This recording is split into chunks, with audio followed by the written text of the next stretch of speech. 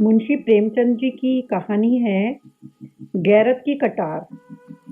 कितनी अफसोसनाक, कितनी दर्द भरी बात है कि वही औरत जो कभी हमारे पहलू में बसती थी, उसी के पहलू में चुभने के लिए हमारा खंजर बेचैन हो रहा है।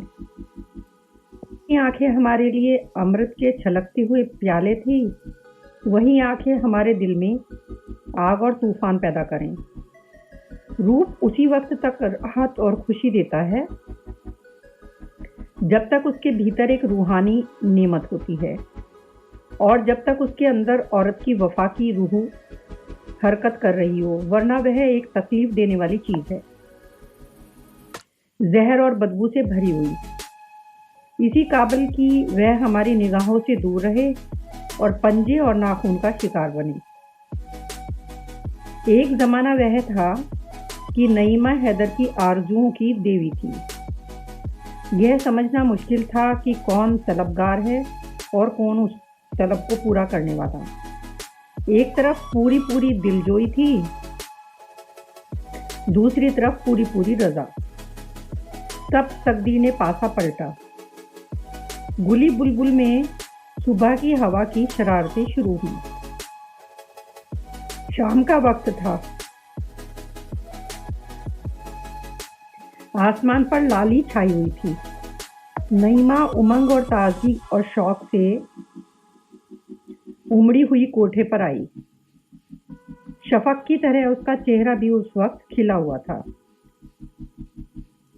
ऐन उसी वक्त वहां का सूबेदार नासिर अपने हवा की तरह तेज घोड़े पर सवार उधर से निकला। ऊपर निगाह उठी तो हुस्न का करिश्मा नजर आया कि जैसे चांद शफक के हौज में नहाकर निकला है। तेज निगाह जिगर के पार हुई। कलेजा थामकर रह गया। अपने महल को लौटा, अधमरा टूटा हुआ। मुसाहिबों ने हकीम की तलाश की। तब राह रस्म पैदा हुई। फिर इश्क की दुश्वार मंजिलें तय हुई। वफा और हया ने बहुत बेरुखी दिखाई, मगर मोहब्बत के शिकवे और इश्क की कुफ्र तोड़ने वाली धमकियां आखिर जीती। असमत का खजाना लूट गया। उसके बाद वही हुआ जो हो सकता था। एक तरफ से बदगुमानी, दूसरी तरफ से बनावट और मक्कारी। मनमुटाव की नौबत आई। फिर एक दूसरे के दिल को चोट पहुंचाना शुरू हुआ, यहां तक कि दिलों में मैल पड़ गई। एक दूसरे के खून के प्यासे हो गए। नईमा ने नासिर की मोहब्बत की गोद में पनाह ली, और आज 1 महीने की बेचैन इंतजारी के बाद हैदर अपने जज्बात के साथ नंगी तलवार पहलू में छिपाए अपने जिगर के भड़कते हुए शोलों को नईमा के खून से बुझाने के लिए आया हुआ है। आधी रात का वक्त था और अंधेरी रात थी। जिस तरह आसमान के हर मसरा में हुस्न के सितारे जगमगा रहे थे, उसी तरह नासिर का हरम भी हुस्न के दीपों से रोशन था। नासिर 1 हफ्ते से किसी मोर्चे पर गया हुआ है, इसलिए दरबान गाफिल है। उन्होंने हैदर को देखा, मगर उसके मुंह सोना चांदी से बंद थे। ख्वाजा सराओं की निगाह पड़ी, लेकिन वह पहले ही एहसान के बोझ में दब चुके थे। ख्वासों और कनीजों ने मतलब भरी निगाहों से उसका स्वागत किया, और हैदर बदला लेने के नशे में गुनहगार नईमा के सोने के कमरे में जा पहुंचा, जहां की हवा संदल और गुलाब से बसी हुई थी। कमरे में एक मोमी चिराग जल रहा था, और उसी की भेद भरी रोशनी में आराम और तकल्लुफ की सजावटें नजर आती थी, जो सतीत्व जैसी अनमोल चीज के बदले में खरीदी गई थी। वही वैभव और ऐश्वर्य की गोद में लेटी हुई नईमा सो रही थी। हैदर ने एक बार नईमा को आंख पर देखा। वही मोहिनी सूरत थी, वही कस्तूरी में बसे हुए बाल जो कभी उसके कंधे पर लहराते थे, वही फूल जैसे गाल जो उसकी प्रेम भरी आंखों के सामने लाल हो जाते थे। इन्हीं गोरी गोरी कलाइयों में उसने अभी अभी खिली हुई कलियों के कंगन पहनाए थे, और जिन्हें वह वफा के कंगन समझा था, इसी गले में उसने फूलों के हार सजाए थे और उन्हें प्रेम का हार ख्याल किया था। लेकिन उसे क्या मालूम था कि फूलों के हार और कलियों के कंगन के साथ वफा के कंगन और प्रेम के हार भी मुरझा जाएंगे। हाँ, यही वही गुलाब के से होठ हैं जो कभी उसकी मोहब्बत में फूल की तरह खिल जाते थे, जिनसे मोहब्बत की सुहानी महक उड़ती थी। और यही वही सीना है जिसमें कभी उसकी मोहब्बत और वफा का जलवा था, जो कभी उसकी मोहब्बत का घर था। मगर जिस फूल में दिल की महक थी, उसमें दगा के कांटे हैं। हैदर ने तेज कटार पहलू से निकाली और दबे पांव नईमा की तरफ आया, लेकिन उसके हाथ न उठ सके। जिसके साथ उम्र भर जिंदगी की सैर की, उसकी गर्दन पर छुरी चलाते ही हुए उसका हृदय द्रवित हो गया। उसकी आंखें भीग गई। दिल में हसरत भरी यादगारों का एक तूफान सा आ गया। तकदीर की क्या खूबी है कि जिस प्रेम का आरंभ ऐसी खुशी से भरपूर हो, उसका अंत इतना पीड़ाजनक हो। उसके पैर थरथराने लगे, लेकिन स्वाभिमान की ललकार, दीवार पर लटकी हुई तस्वीरें उसकी इस कमजोरी पर मुस्कुराई। मगर कमजोर इरादा हमेशा सवाल और दलील की आड़ लिए करता है। हैदर के दिल में ख्याल पैदा हुआ, क्या इस मोहब्बत के बाग को उजाड़ने का इल्जाम मेरे ऊपर नहीं है? जिस वक्त बदगुमानियों के आंखुए निकले, अगर मैंने तानों और धिक्कारों के बजाय मोहब्बत से काम लिया होता तो आज यह दिन ना आता। मेरे ही जुल्मों ने मोहब्बत और वफा की जड़ काटी। औरत कमजोर होती है, किसी सहारे के बगैर नहीं रह सकती। जिस औरत ने मोहब्बत के मजे उठाए हों और उल्फत की नाजर बर्दारियां देखी हों, वह तानों और जिल्लतों की आंच क्या सह सकती है? लेकिन फिर गैरत ने उकसाया कि जैसे वह धुंधला चिराग भी उसकी कमजोरियों पर हंसने लगा। स्वाभिमान और तर्क में सवाल जवाब हो रहा था कि अचानक नईमा ने करवट बदली और अंगड़ाई ली। हैदर ने फौरन तलवार उठाई। जान के खतरे में आगा पीछा कहा, दिल ने फैसला कर लिया। तलवार अपना काम करने वाली ही थी कि नईमा ने आंखें खोल दी। मौत की कटार सर पर नजर आई। वह घबराकर उठ बैठी। हैदर को देखा। परिस्थिति समझ में आ गई। बोली, हैदर। हैदर ने अपनी झेप को गुस्से के पर्दे में छिपाकर कहा, हाँ, मैं हूं हैदर। नईमा सिर झुकाकर हसरत भरे ढंग से बोली, तुम्हारे हाथों में यह चमकती हुई तलवार देखकर मेरा कलेजा थरथरा रहा है। तुम ही ने मुझे नाजर दरबारियों का आदी बना दिया है। जरा देर के लिए इस कटार को मेरी आंखों से छिपा लो। मैं जानती हूं कि तुम मेरे खून के प्यासे हो, लेकिन मुझे न मालूम था कि तुम इतने बेरहम और संगदिल हो। मैंने तुमसे दगा की है, तुम्हारी खतावार हूं। लेकिन हैदर, यकीन मानो, अगर मुझे चंद आखिरी बातें कहने का मौका न मिलता, तो शायद मेरी रूह को दोजख में भी यही आरजू रहती। मौत की सजा से पहले अपने घर वालों से आखिरी मुलाकात की इजाजत होती है। क्या तुम मेरे लिए इतनी रियायत के भी रवायदार न थे? माना कि अब तुम मेरे कोई नहीं हो, मगर किसी वक्त थे। और तुम चाहे अपने दिल में समझते हो कि मैं सब कुछ भूल गई, लेकिन मैं मोहब्बत को इतनी जल्दी भूल जाने वाली नहीं हूं। अपने ही दिल से फैसला करो। तुम मेरी बेवफाइयां चाहे भूल जाओ, लेकिन मेरी मोहब्बत की दिल तोड़ने वाली यादगारें नहीं मिटा सकते। मेरी आखिरी बातें सुन लो और इस नापाक जिंदगी का किस्सा पाक करो। मैं साफ साफ कहती हूँ, इस आखिरी वक्त में मैं क्यों डरूं? मेरी जो कुछ दुर्गत हुई है, उसके जिम्मेदार तुम हो। नाराज ना हो। अगर तुम्हारा ख्याल है कि मैं यहाँ फूलों की सेज पर सोती हूँ तो वह गलत है। मैंने औरत की शर्म खोकर उसकी कद्र जानी है।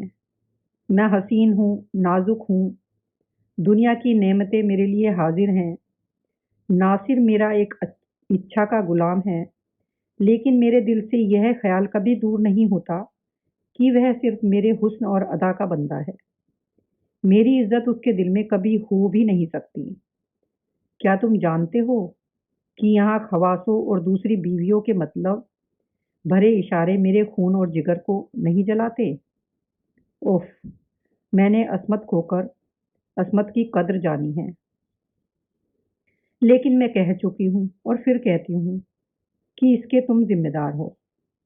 हैदर ने पहलू बदलकर पूछा, क्यों कर? नईमा ने उसी अंदाज में जवाब दिया, तुमने बीवी बनाकर नहीं माशूक बनाकर रखा। तुमने मुझे नाज़र बर्दारियों का आदी बनाया, लेकिन फर्ज का सबक नहीं पढ़ाया। तुमने कभी न अपनी बातों से न कामों से मुझे यह ख्याल करने का मौका दिया कि इस मोहब्बत की बुनियाद फर्ज पर है। तुमने मुझे हमेशा हुस्न और मस्तियों के तिलस्म में फंसा रखा और मुझे ख्वाहिशों का गुलाम बना दिया। किसी कश्ती पर अगर फर्ज का मल्लाहा ना हो तो फिर उसे दरिया में डूब जाने के सिवा और कोई चारा नहीं। लेकिन अब बातों से क्या हासिल? अब तो तुम्हारी गैरत की कटार मेरे खून की प्यासी है, और यह लो मेरा सिर उसके सामने झुका हुआ है। हाँ, मेरी एक आखिरी तमन्ना है, अगर तुम्हारी इजाज़त पाऊँ तो कहूँ। यह कहते कहते नईमा की आंखों में बाढ़ आ गई और हैदर की गैरत उसके सामने न ठहर सकी। उदास स्वर में बोला, क्या कहती हो? नईमा ने कहा, अच्छा, इजाज़त दी है तो इनकार न करना। मुझे एक बार फिर उन अच्छे दिनों की याद ताज़ा कर लेने दो, जब मौत की कटारी नहीं, मोहब्बत के तीर जिगर को छेदा करते थे। एक बार फिर मुझे अपनी मोहब्बत की बाहों में ले लो। मेरी आखिरी विनती है, एक बार फिर अपने हाथों को मेरी गर्दन का हार बना दो। भूल जाओ मैंने तुम्हारे साथ दगा की है। भूल जाओ यह जिस्म गंदा और नापाक है। मुझे मोहब्बत से गले लगा लो और यह मुझे दे दो। तुम्हारे हाथों में यह अच्छी नहीं मालूम होती। तुम्हारे हाथ मेरे ऊपर न उठेंगे।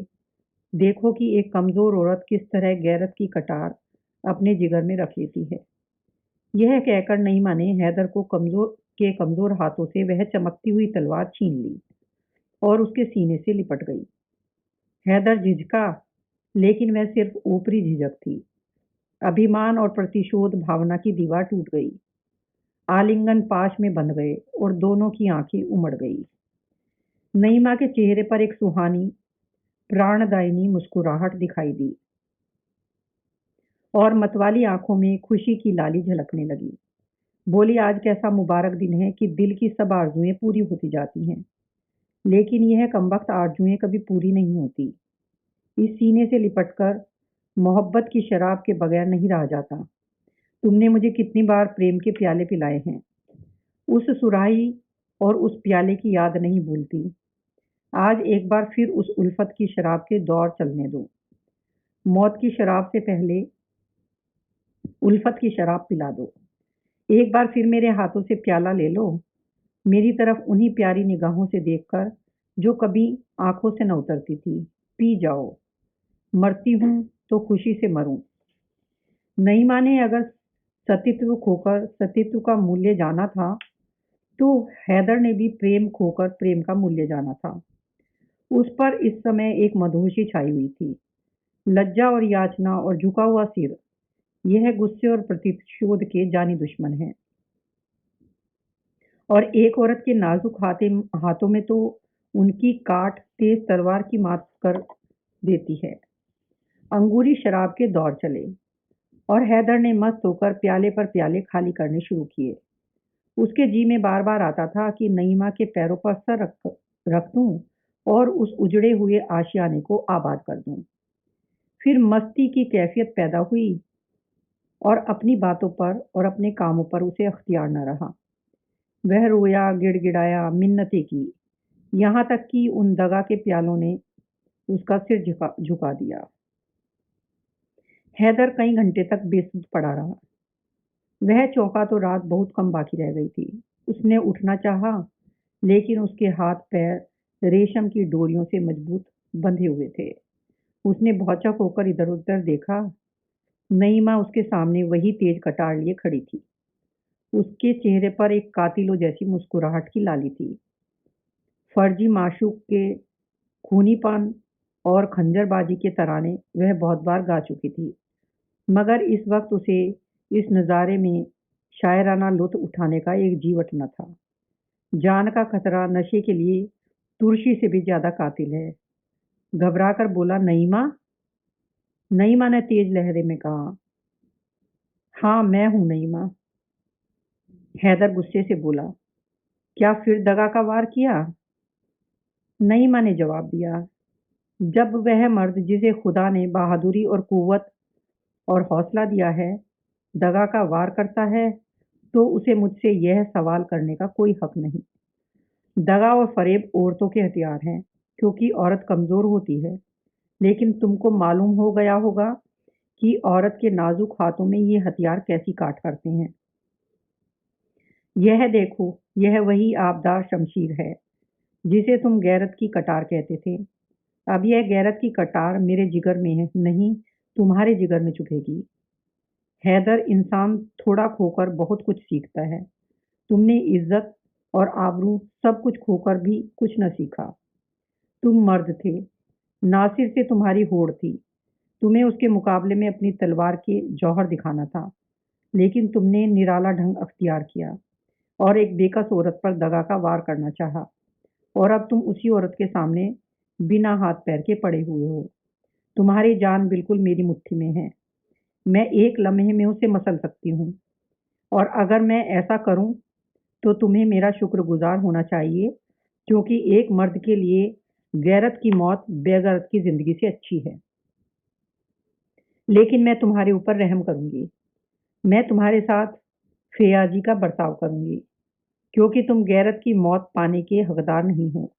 जो गैरत चंद मीठी बातों और एक प्याला शराब के हाथों बिक जाए, वह असली गैरत नहीं है। हैदर, तुम कितने बेवकूफ़ हो। क्या तुम इतना भी नहीं समझते कि जिस औरत ने अपनी अस्मत जैसी अनमोल चीज़ देकर यह ऐश और तकल्लुफ़ पाया, वह जिंदा रहकर इन नेमतों का सुख लूटना चाहती है?